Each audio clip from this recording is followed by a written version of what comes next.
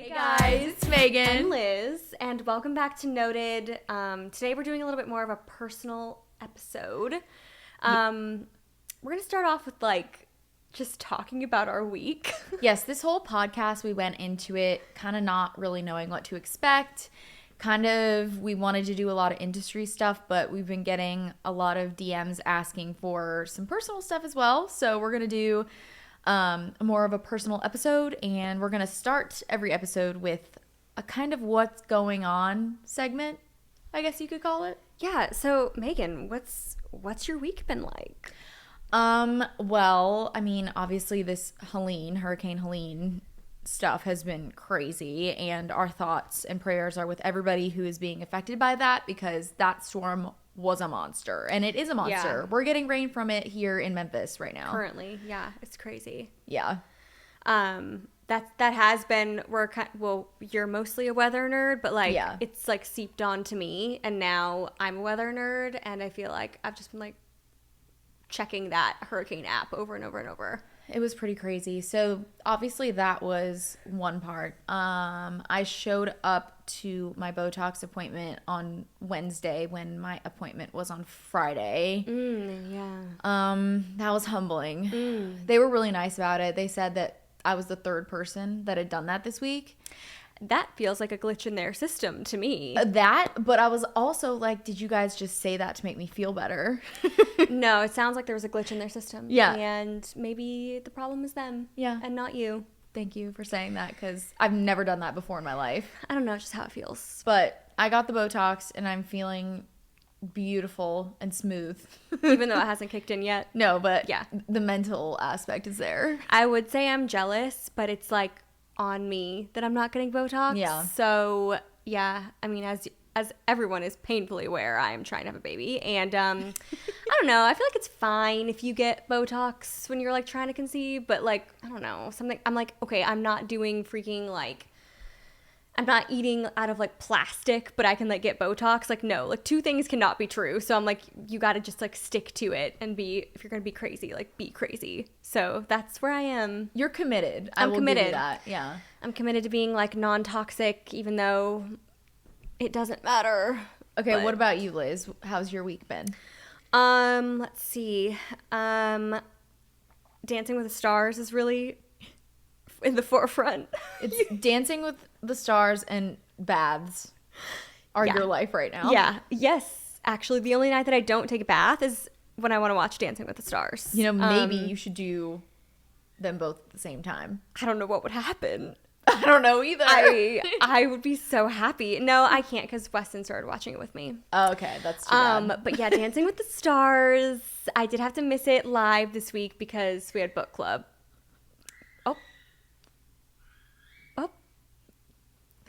That's Margot. She's saying, "Hey guys."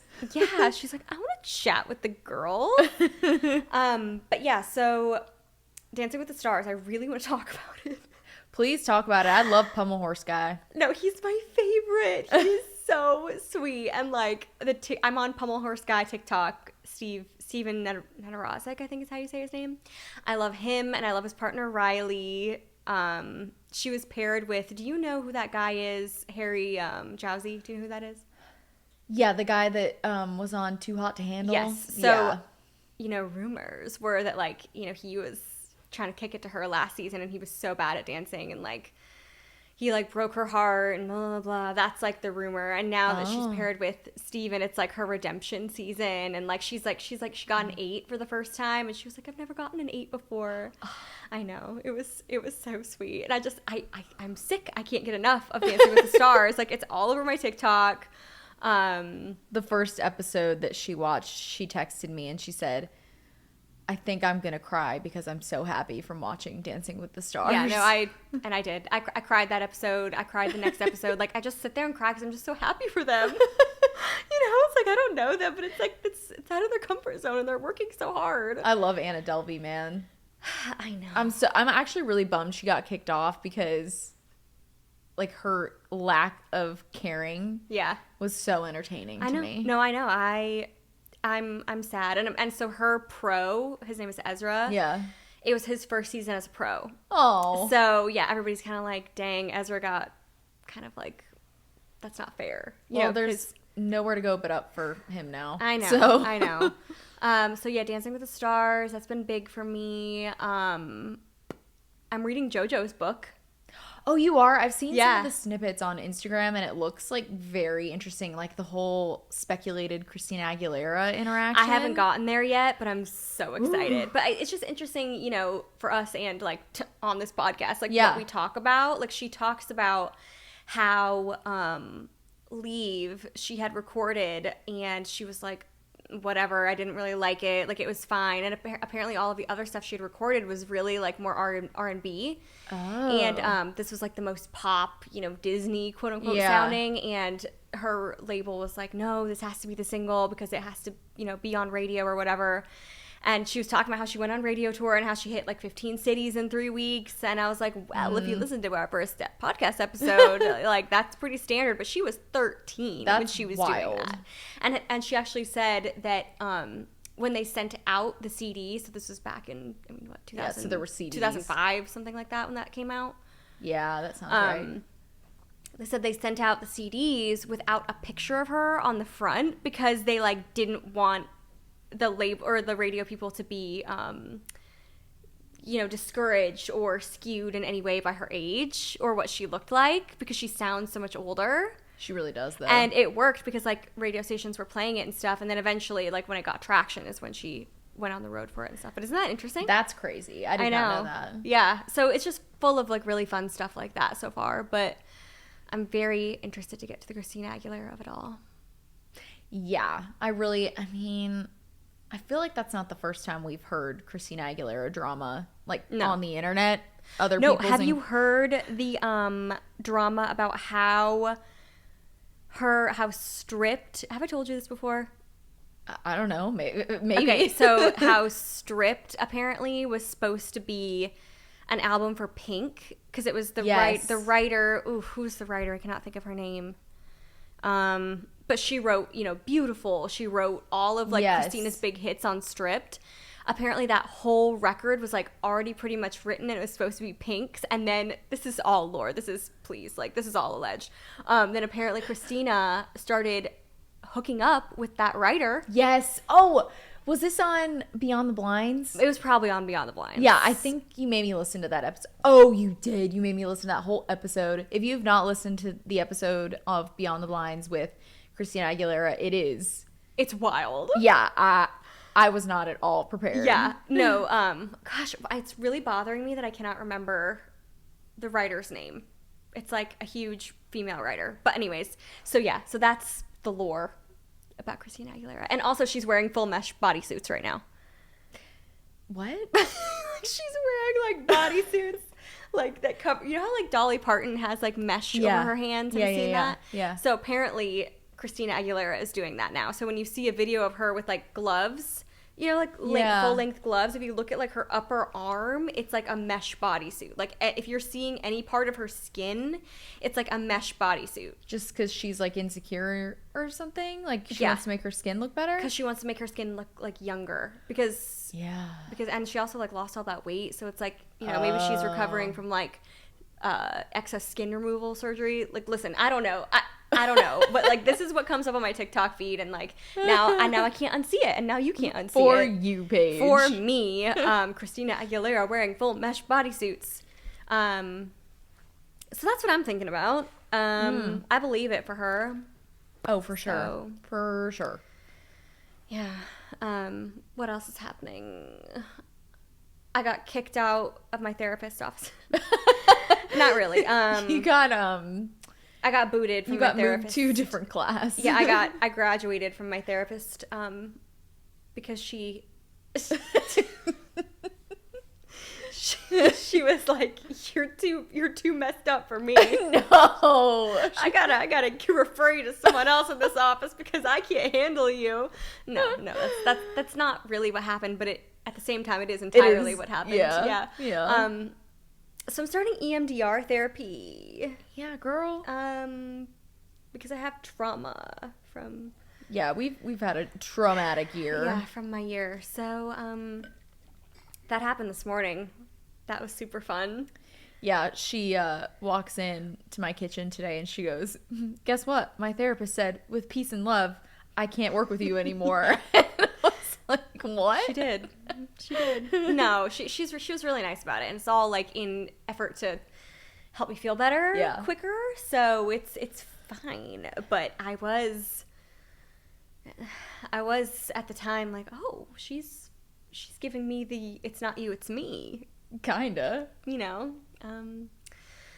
So, just another step in my healing journey. You know what?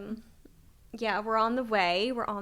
It's fun. It's just another day of me trying to convince you to watch Tell Me Lies because it's so good. I tried, man. And like that first season, I was just like, it's so much like, I want to keep this podcast clean, but it's so much like adult physical activity. Truly, that I'm like, I was like, is there a story here? Like, and I don't think the lead guy is is that hot. No, he's not, but he's an enemy. Like, you don't want him to be hot because he sucks.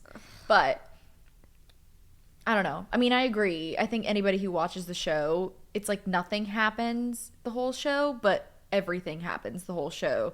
I can't tell you the overarching story of the show. Like, I really can't tell you other than wow, sounds so good. No, but it's like the characters are so well developed and you feel like you're living in these people's lives, and that's why it's so good. But I tried. Like, I really gave it a shot. I think I watched like a few episodes of that first season and I was like, well, the second season's better. I will say that. I think anyway, but I don't know. I think you should try it again. How about this?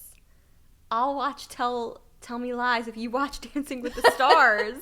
Man, those could not be more different. I'm begging I keep begging Mom to watch it too, and she won't. I'm like, Mom, please watch Dancing with the Stars. She's like, okay, and she just won't. Like, nobody watches Dancing with the Stars but me. Is it on Tuesdays?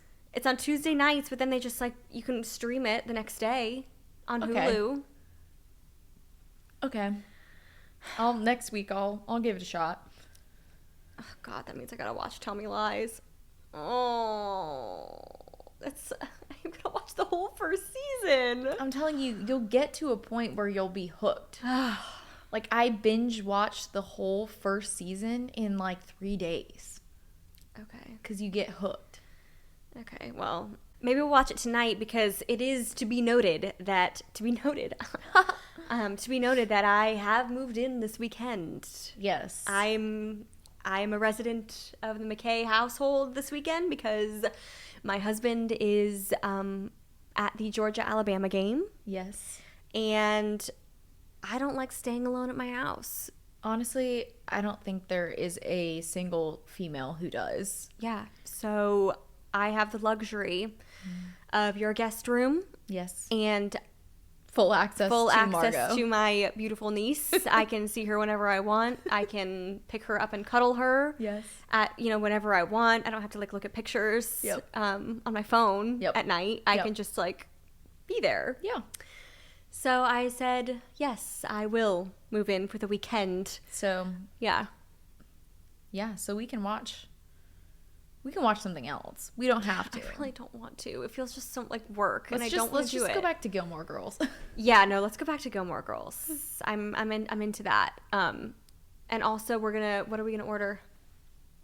I think we should get if you know anything about Memphis, we're gonna get Huey's, which is, I don't even know how to describe it. It's just like a good old fashioned American restaurant. Yeah. But I would love a cheeseburger.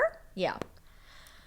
Gosh, that sounds so good. I'm so hungry. All right. Well, should we get into this week's episode topic? Sure. So this week's episode, we decided, like we said earlier, to do more of a personal episode. And we decided that we're just going to go into motherhood, and I'm going to tell you guys my birth story and just really get down and dirty in that realm of life. Yeah. Currently. And, we discussed like, because like, obviously I want to talk, we can't talk about motherhood without talking about my infertility journey, if you even want to call it that. You're like, trying to conceive journey? Yeah, because I've technically conceived, whatever. But we decided we're going to save that for another episode, just because there is so much to cover. Yeah. And I don't know. I want to be clear too. Like, I'm not weird about like hearing about motherhood, or I'm not like, I feel like people have DM'd me and been like, is it so like hard for you to hear about like Megan's birth story and like Megan's being a mom and like, you know, Megan's baby, blah, blah, blah. No, it's not. It's not at all, actually, because it is so her journey. And like Margot is so, I don't know, she's not just a baby. Do you know what I mean? Like, she's Margot, and it's just she's different. your niece, and she's your family too. Yeah. This is something that happened to our family. Yeah. And like, it's not just me hearing about like, or someone forcing like their like motherhood opinion or something. I don't know. Yeah. So just want to get that out of the way before people just sit here, or people are just thinking that I'm sitting here uncomfortable, and I'm not. Yeah. So I guess let's kick it off with, should I kick it off with the birth story, or should I kick it off with just motherhood thoughts and feelings in general? Whatever you want.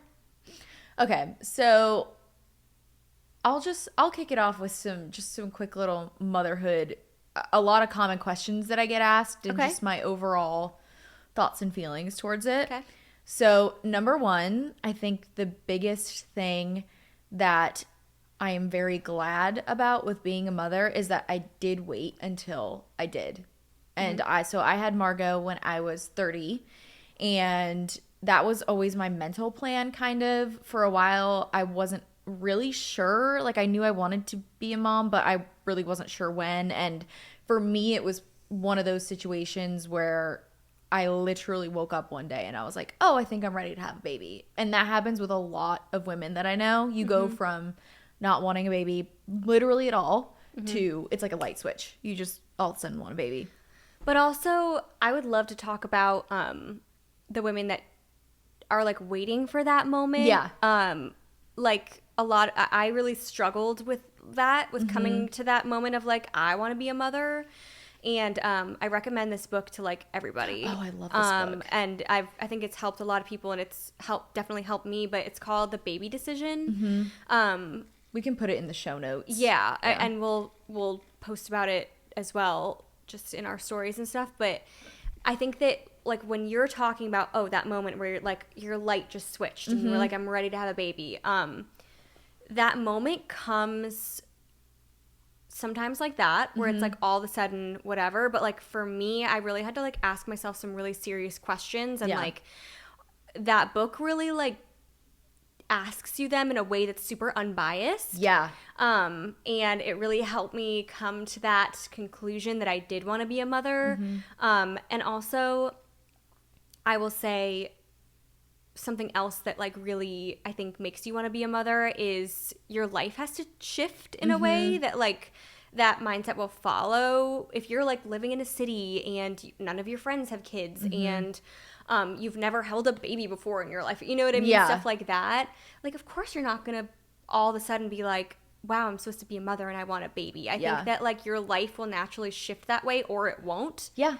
I think that your life shifted that way. It did. And my life did too. So I think that's really important to note too. Like you don't want to be sitting, and that might happen at any age, or it might not happen at all. Yeah. That shift. And I think that's important to like remember that if you're waiting for that moment, it might take some other things to kind of push that moment into existence. And also, don't let society shift or make you feel pressured, because as we all know, society is full of life timelines and like shoulds of when you should get married, when you should have a baby. And I think a lot of women feel the pressure to have a baby sooner than, like, if they've been married for X amount of years, like, oh, it's time to have a baby. It's like, no. Or if all your friends have babies, or you're getting pressure from your parents or your in-laws or whatever. It's truly between you and your partner. And yourself, too. Like, it's a really big conversation that you got to have with yourself. And but that book really forces you to have that conversation, not only with yourself, but it also is with your partner. Like, it opens up a conversation with your partner. So if you're in that phase of life, definitely The Baby Decision was, I listened to the audiobook of that, and it was like very, very eye-opening. Yeah. Yeah. Really, really helpful. But anyways, continue. So yeah, I was really glad that I waited because I felt at a point with my career where I had accomplished so much. I was very, very happy with that.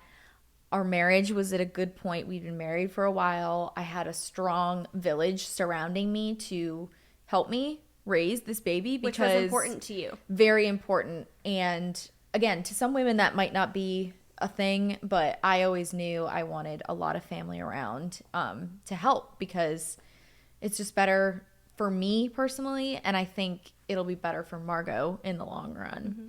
So everything, just the pieces kind of just fell into place, and I'm so happy with the way the timing of everything worked out. I'm very thankful that our journey with Margot was very easy. Mm-hmm.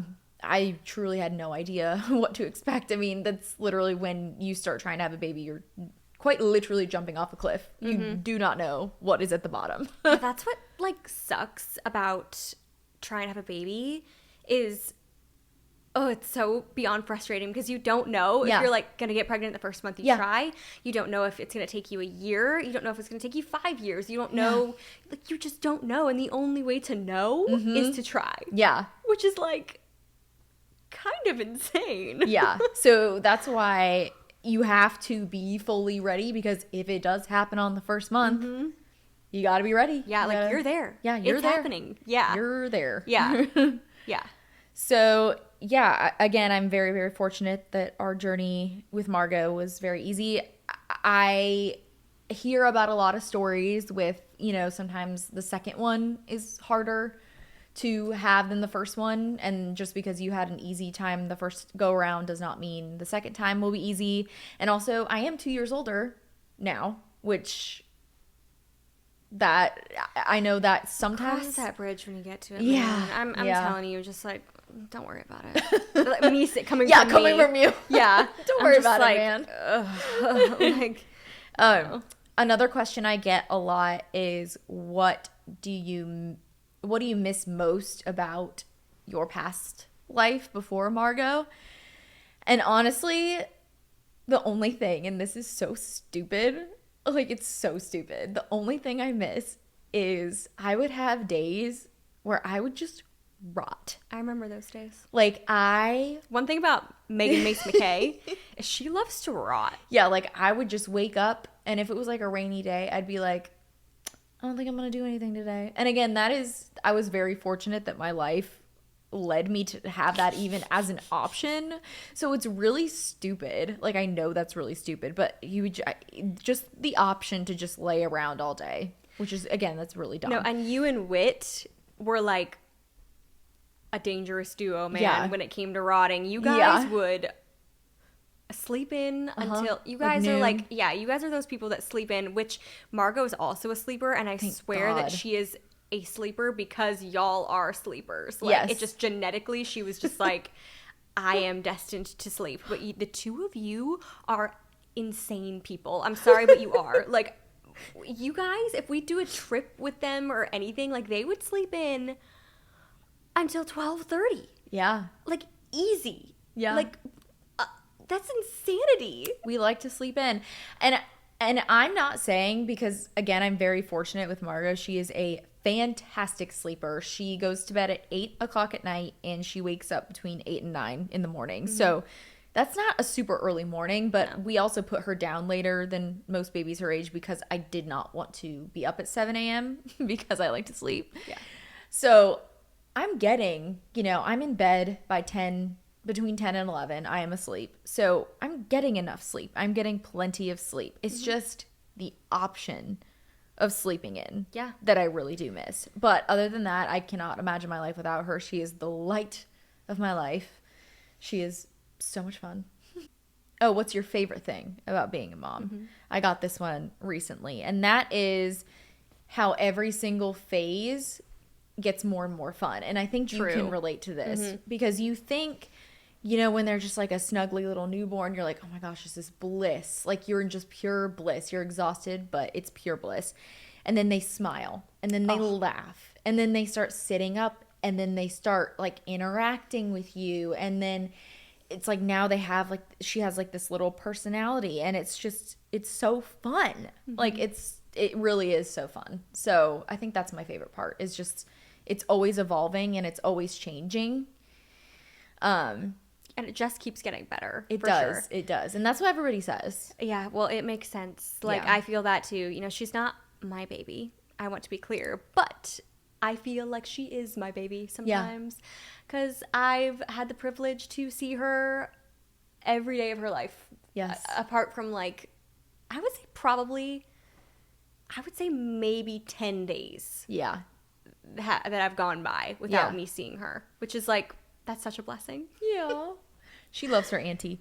Yeah. So another thing, what was the most unexpected thing about motherhood? And I think probably that right there is you just don't really know what to expect. But I think it's made me more of a relaxed person, in the sense that you're forced to kind of just let everything go. And it's like better for me as a person, because I'm more of a type A person.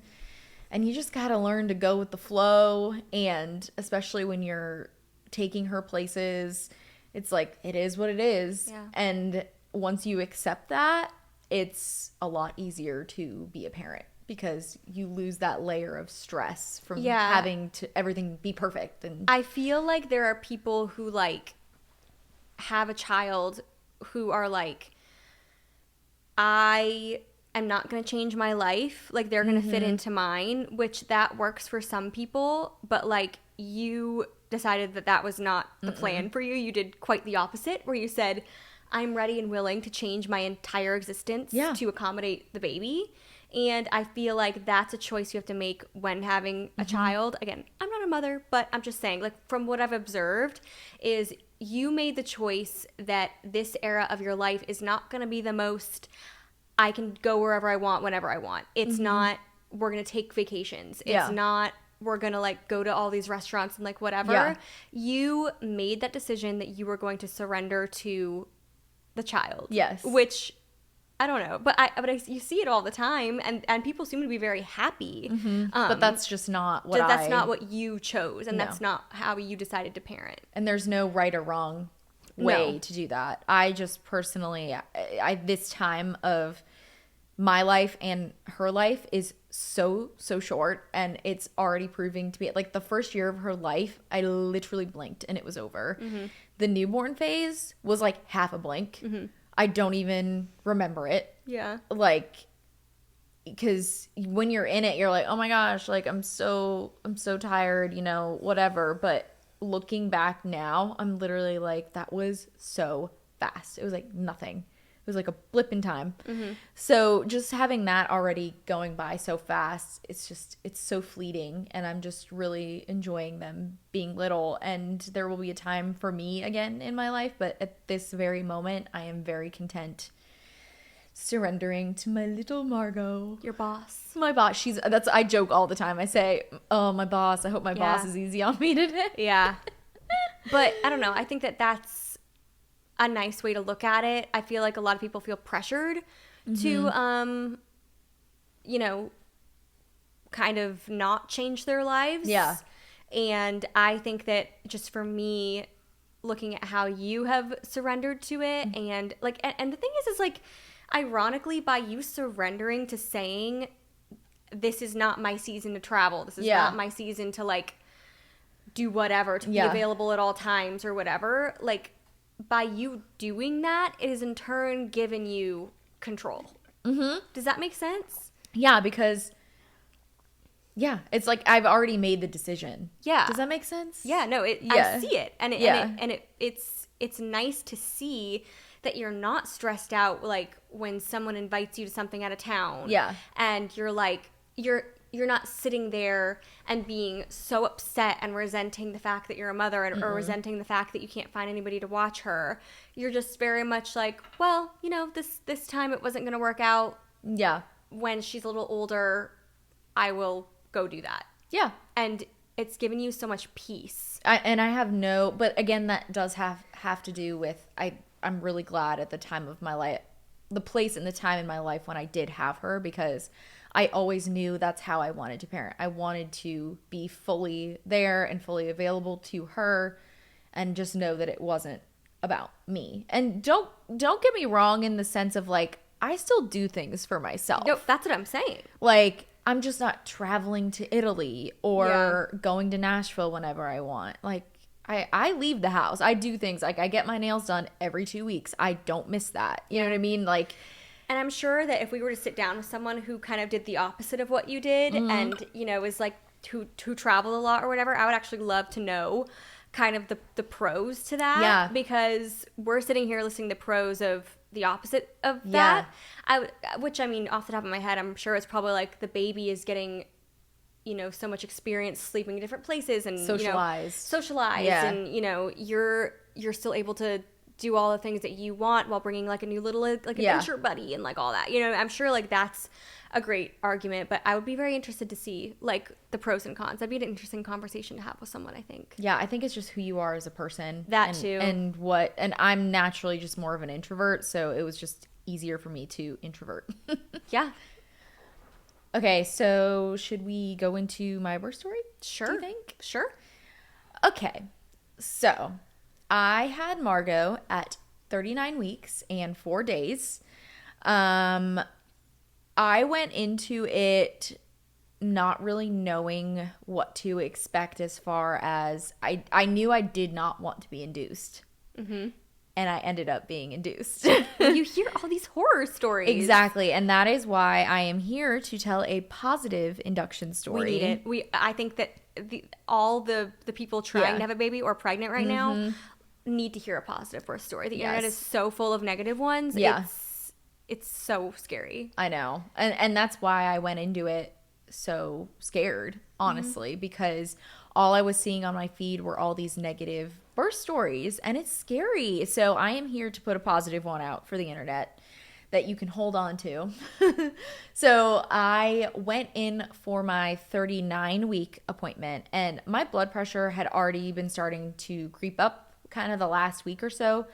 And I went to my 39-week appointment, and it was just high. Like, and she said, okay, listen, just it was on a Friday. She said, take the weekend, really try and relax, drink a lot of water.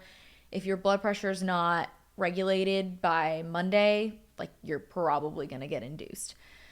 So that weekend, we just kind of treated like it was going to be the last weekend. And I went in on Monday, and sure enough, my blood pressure was still high.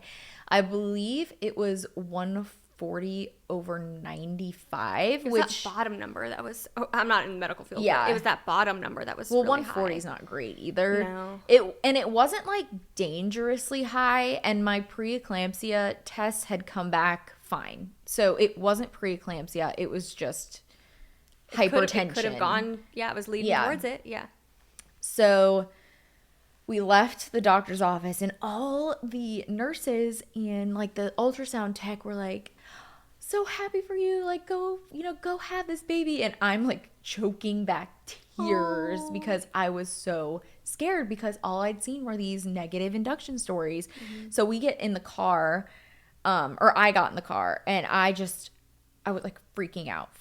And we got home, and I was packing the rest of my hospital bag. Most of it was packed. And I just started sobbing because I was just so scared. And meanwhile, I'm texting Liz, like, you got to watch the dogs, it's go time. Everything's going on. And I was so scared. So we get to the hospital.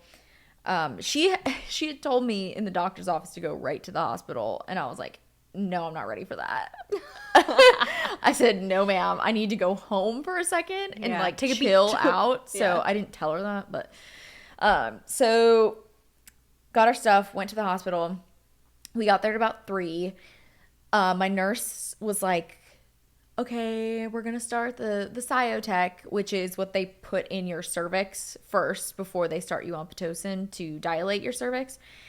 And I was like, can I please eat before? Mm-hmm. Because you never know how long an induction is going to take. And you can't eat once they start you on an induction. And Megan, what did you choose to eat? I had the best Pizza Hut meal of my entire life. Another thing about Megan Mace McKay is it's her in the hut. I love Pizza Hut. That is by far superior. My favorite fast food pizza restaurant is Pizza Hut. So we ordered that. I shoved it down my gullet so fast. It was so good. I was so hungry. I've got a picture of it. We should post it. Yeah, we should. Yeah. So, and then I started my Sciatic at 5 o'clock, and it was moving really fast. The way Sciatic works, it was every 4 hours I got another dose. So after the first dose, I was dilated to 2, which was a good sign. And then after the second dose, I was dilated to 3.5, 4, which meant that they could stop the Sciatic and move me to Pitocin. But I did get my epidural between, I think it was during the second dose of Sciatic because guys, like, listen, there are some women who I'm sure love the challenge of a natural childbirth, but that woman is not me. So I was like, as soon as I got slightly uncomfortable, I was just like, no need to be brave here. Let's just get the epidural. So I did that, and then we just went to sleep for a little bit. I got the epidural at like 2 or 3 in the morning, and oh my gosh, should I tell the epidural story? Oh, yeah. So the epidural, it took 2 or 3 times for her to get it because apparently I have a strong back. And let's be clear, you don't work out. No, I don't work out. She literally said, "Are you a dancer or something?" And my husband is over on the other side of the room, like almost in tears. He's laughing so hard because you don't work out. He knows I don't work out. He knows I don't dance. And I said, I cheered in high school. And cheered, when I say cheered, it's sideline cheer. Sideline cheer. Like, we didn't do stunting. Like, there should be no residual muscle from sideline cheer. No. Yeah. So, yeah, apparently I had a strong back. So it took her, it was the 3rd try. She got it. As soon as that epidural hit, I was like, peace, I'm going to sleep. So I went to sleep. I woke up to my doctor coming in the room at about 7, and I had my sleep mask on. So, like, I literally woke up to somebody, like kind of touching my knee, and I like took my mask off and I was like, oh my god. And she was like, hey, we're gonna break your water, and literally she like went to break it and it broke. Oh, I feel like I didn't hear this part. Yeah, so she didn't have to break my water. Margot was like, I got it. Classic Margot, man. Like, it just, I know. So, and that was, again, that was like 7:30 in the morning. And the plan was just to wait out the Pitocin, and it did. And around noon, I was at 10 centimeters. So started the induction at 5 the night before. 12 noon the next day, I was 10 centimeters, which was fantastic. That's like a dream. Truly a dream. Truly a dream. And also, keep in mind, the epidural was working great for me. I could move my legs, which some people can and some people can't, but I could. And my nurse, who was so sweet. We found out lives in my neighborhood. Yes, which I love. I know. She made my whole childbirth experience so great. She said, okay, well, she's still pretty far up, so I'm going to let you labor down for 30 minutes, 45 minutes. So sat me up on the peanut ball and labored down for 30 minutes, I think. So I started pushing around 12:30, and funny thing, while I was pushing, we realized that my nurse was a Megan and Liz fan. Yeah. So you're literally pushing out your child. Yeah. And she says, I used to watch your YouTube videos. And I was like, thank you. You're like, thanks, girl. Yeah. And you're seeing everything. Yeah. And at that point, like, you just don't care. And that's something else I want to stress. It's like, if you're worried about being modest, like, you literally don't care in the moment. I don't care at all. So yeah, pushed her out. She was born at 1:15, pushed for 45 minutes. It's so chill during, like, you're just kind of waiting for the contractions. My epidural did start to wear off on my right side a little bit, which I kind of liked because I could feel when I was having a contraction, and it wasn't like, oh my gosh, this hurts so bad. It just, I mean, it hurt, but it wasn't, I don't know. It was like a 3 out of 10. So that was kind of nice because I knew when to push, like, intuitively. And yeah, she was born at 1:15, although she did come out with the cord wrapped around her neck. Whit was supposed to cut the cord. But my doctor was super great about it. She was like, sorry, you can't do this. The cord's wrapped around her neck. And unwrapped it. She started crying. It was all good. My husband did not realize. This is the best part of the whole birth.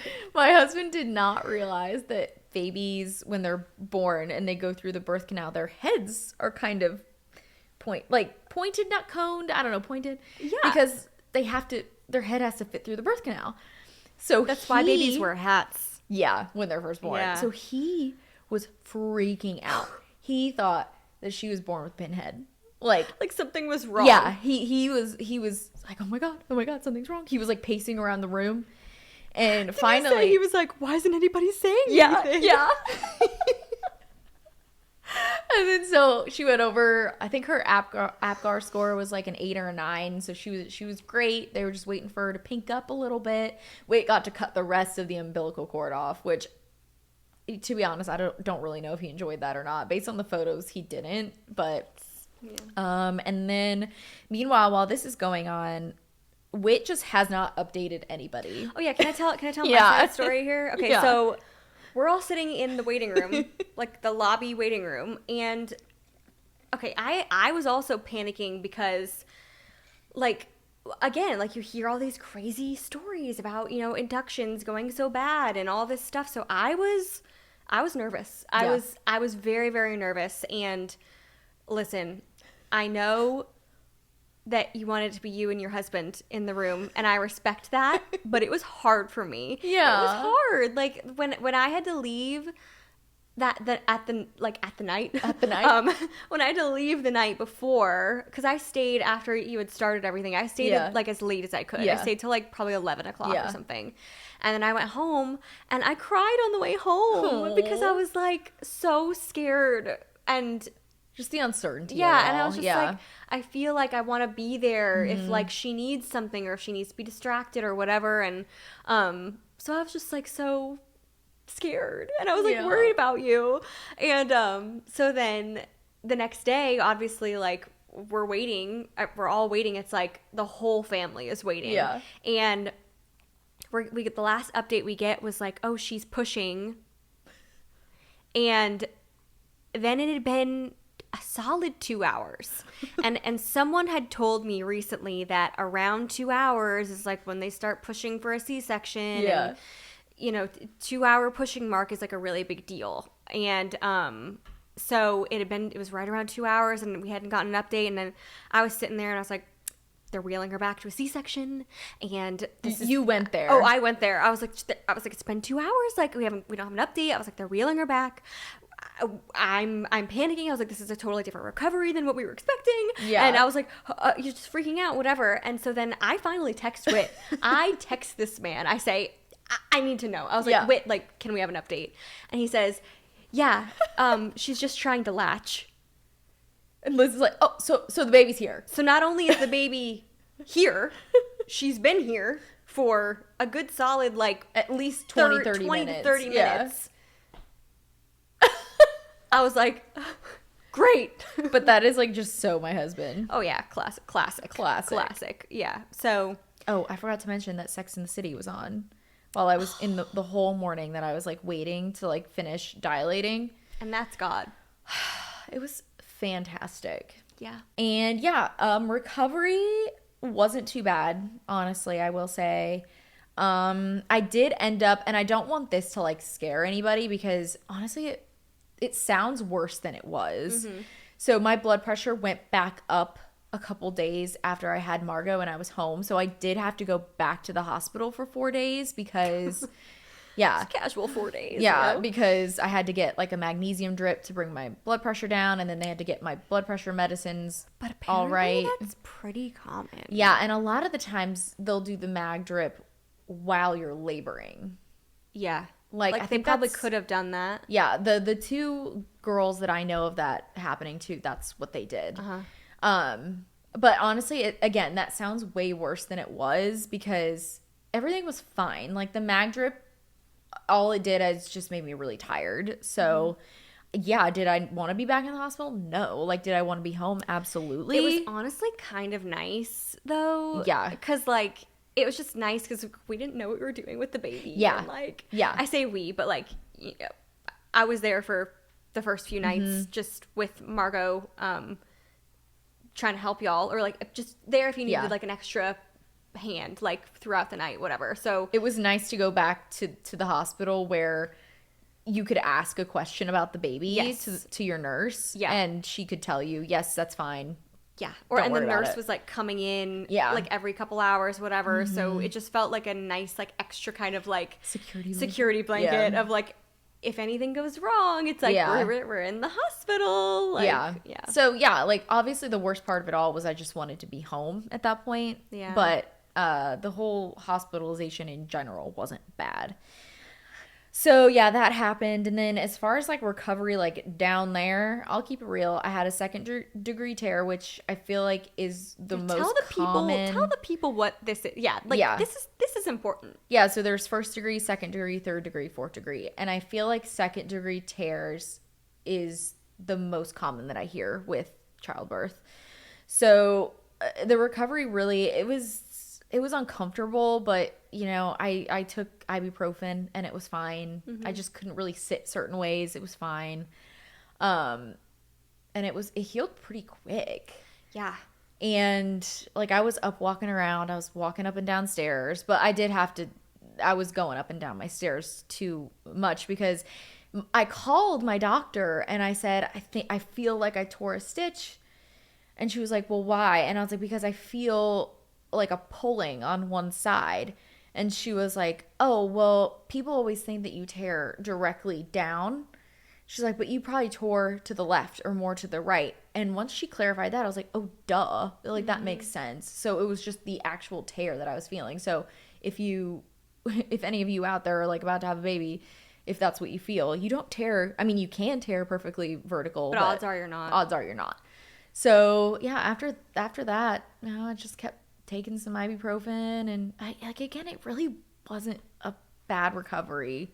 You had a really awesome birth overall. I did. And like I think that's important to share too. Yes. And you're not negating the trauma that a lot of women go through like with negative births. Yeah. But like I think it's important to share that it is possible, very possible, to have a very normal birth. And even to the women who did have traumatic births, it's like your second one might not be, you know, it's very, very possible to have a good birth. And I'm very, very thankful that I did.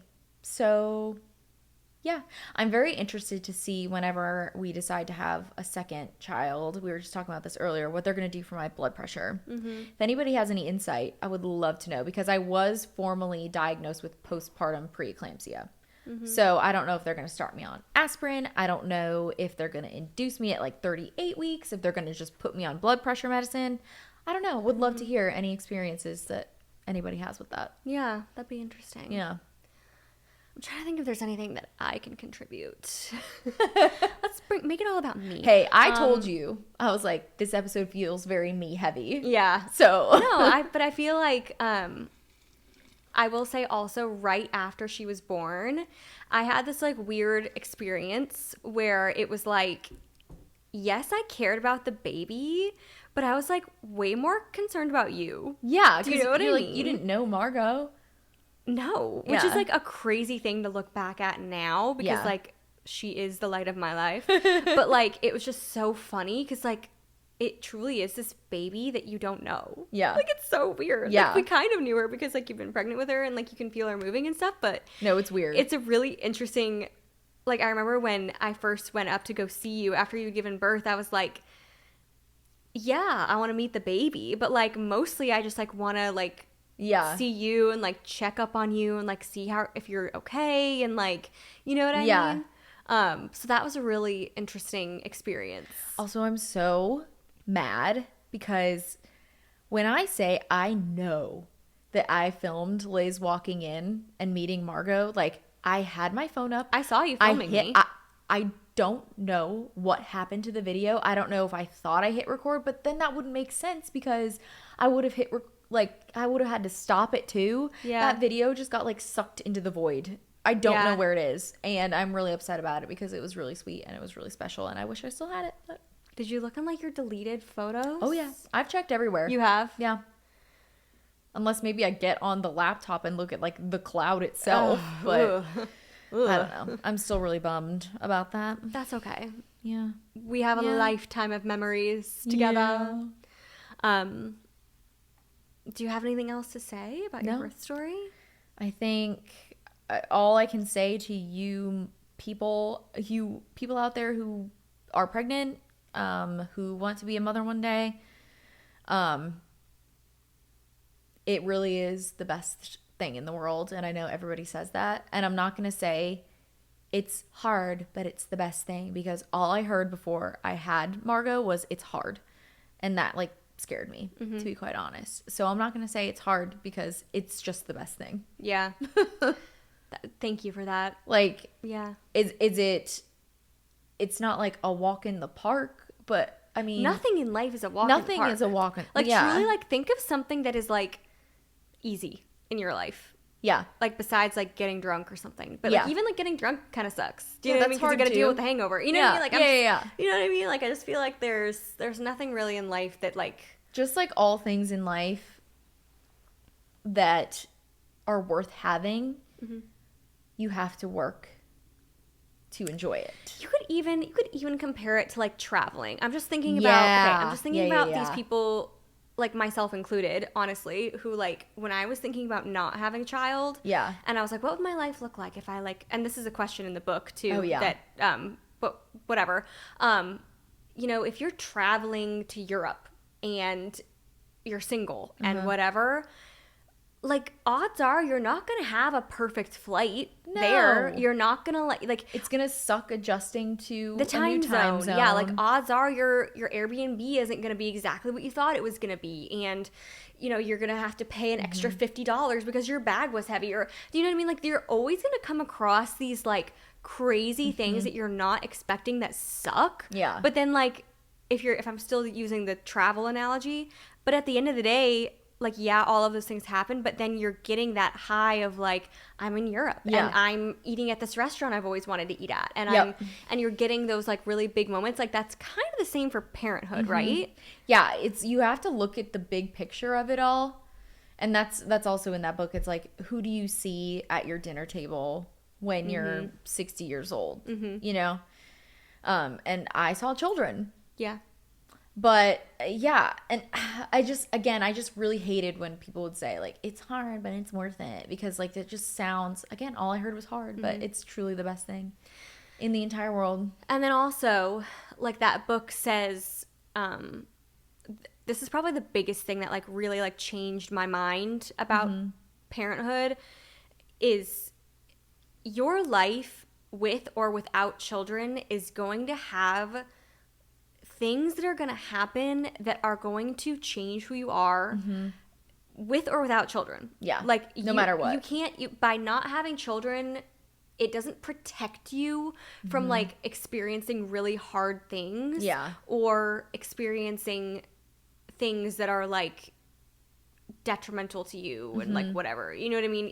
And for me, my biggest like fear of having a child was, I was so scared of like what would happen, and like if it was hard, you know, would I be able to handle it and all this stuff. But that's not the way that life is. Yeah. Without children. Yeah. Like, because things are going to happen. Yeah. That are going to challenge you just as much as having a child will. Whether that be health, job. Yes. Moving. Yeah. Yeah. Love. It's like, always going to be something. It's always going to be something. And so, and that kind of made me think, especially after you having Margot, I also didn't realize that the baby and the child gives you back so much more than you realize. Yeah. It's so rewarding. Yeah. I had never experienced that before with any child, because I had never been around a baby long enough. I had never changed a diaper until my own daughters. Let me end that too. It's like, you don't have to be like, spent your whole life hanging out with babies and babysitting. I never babysat, never changed a diaper, probably held a baby like 3 times in my life, and it just comes naturally once your baby's here.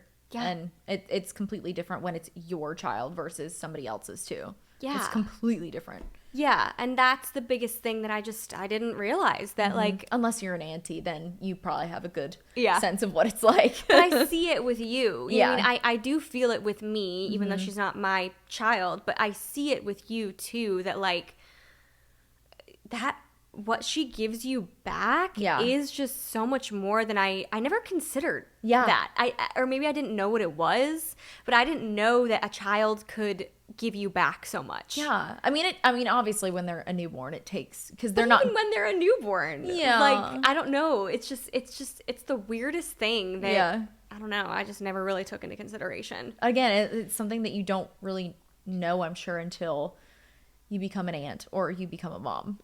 Because Because you think that children Yeah. are this like thing that holds you back, Yeah. and you know, this thing of like, oh, I'm never gonna be alone again, or I can't do this, or I can't do that, and I won't be able to do this, and it's kind of like this really Yeah. restrictive kind of mindset that I think a lot of parents also project yeah. on, you know. But if you look at it kind of the opposite way, it's not restrictive, it's completely opening your world. It is. Like, it is completely opening up every single moment to like something that you would not have seen unless you saw it through their eyes. Yeah, seeing, I'm like, are you crying? Kind of. Yeah, no, it's like, ooh, like seeing the world through her eyes for the first time is like one of the most magical things I've ever experienced in my life. Okay, can we talk about something? No, but like, me too. And Yeah. she's not even my baby, but like, that's the lesson that I think we needed to learn. And like, Yeah. that's what children like teach you, is like truly. They teach you to slow down, and they teach you to like look at the world a completely different way. Yeah. Like, and I know people say that all the time, but I didn't understand that. Yeah. Until it happened. Yeah. And that's something that's really not talked about Yeah. enough. I think it's So we're going to talk about it. so we're going to talk about it. All right. Well, now that we're crying. Yeah, now that we're crying, Oh, we just love her. we do. She's so loved. I know. I'm like, literally like, let's go. I just want to give her a hug. Is she napping still or No, I not? think she's probably awake by now. She Okay. was napping. Well, we can eat our Yeah. Hueys and snuggle Margot. And that's the other thing too. It's like all those memes that are like, oh, you get them down to sleep and you just look at pictures and videos. I'm like, that's so true. I do that every single night. And I just like watch her on her little Nanit monitor, and I'm just like, oh, I love her so much. Yeah. Me too. I have access to the Nanit. So Anti-privileges. yeah, I do that sometimes. When I'm missing her, I just look at the Nanit. Well, guys, Our first personal episode. yeah, so as always, just this one was differently formatted than the first two, so we love the feedback. Go and follow us on @Noted with Megan and Liz on Instagram, because we post all the podcast things on there. Yeah, and Thank you for listening. yeah, thank you for listening, and thank you for just giving the response that you guys have given to this podcast. It's just way beyond our expectations, and we're very thankful. And we're having a lot of fun. Yeah, we are. So, yeah. All right, we'll talk to you later. See you next week. Bye. Bye.